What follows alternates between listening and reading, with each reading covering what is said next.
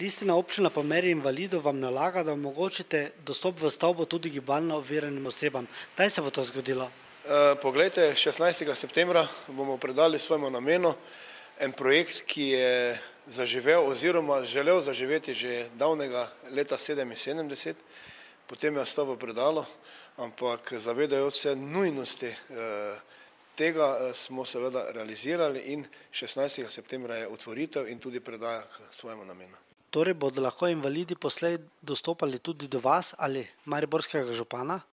Točno tako je in to je bil pretežno to naša največja želja, da omogočimo invalidom, da pridejo tudi do nas, do župana, na drugi strani pa tudi do načelnika pravne enote, ker konec koncev smo mi zato tukaj, da smo dostopni tako ljudem gibalno oviranim, kot tudi vsem ostalim.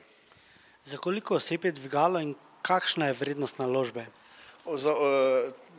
6 oseb se lahko pelje v tem dvigalu, vrednost naložbe je 65.000 evrov, 36.000 evrov smo namenili mi s proračunom, ostalo smo si pridobili donatorska sredstva, so nam pomagali in tako, da smo lahko realizirali to, kar bi že moralo davno biti, ker konec koncev listino po meri invalidov, če to dobiš, potem se moraš zavedati odgovornosti popolnoma do te populacije.